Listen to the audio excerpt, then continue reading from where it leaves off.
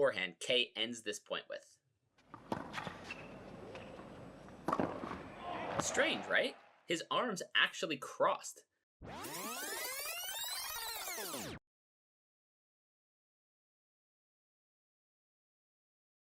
So right now you're thinking, coach, on most forehands, the arms are not going to cross like that.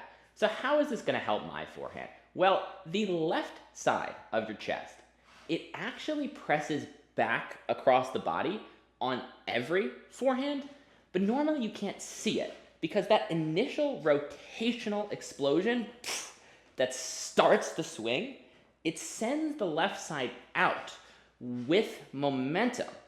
And then that pressing action where the left side presses back in, the net effect is just this elbow tuck rather than an actual press back across because that outward vector is getting canceled out by the inward vector. You're only going to see the arms actually cross on forehands with minimal rotation where the player stays sideways.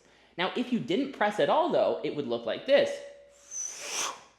And all of a sudden, oh, okay, you can see that doesn't look like a very well-balanced forehand. And that inward pressing action is necessary to get that tucked elbow position that you see everyone play the forehand in. Now, Lorenzo Musetti is a great one to look at for this because he occasionally hits these running down the line forehand winners. And because he cuts off that rotation a little bit early on those to hit that down the line target, you can actually see that left arm across pressing action in the follow through. We can actually see that hand appear on the other side of his torso.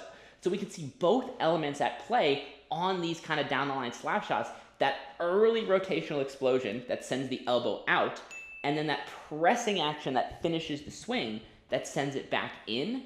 Because he's cutting off that rotation a little early, we can actually see those elbows cross, whereas normally we would just see that front side get held. So there are two cues, two ways to internalize this, depending on what feels more intuitive for you. One is the literal action that's happening, which is hold the shoulder.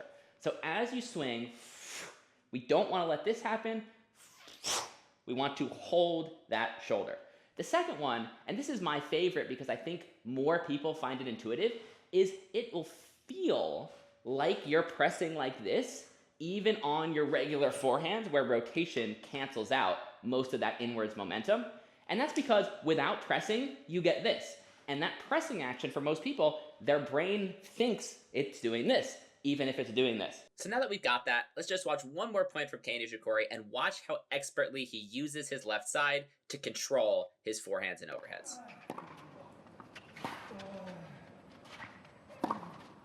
Oh.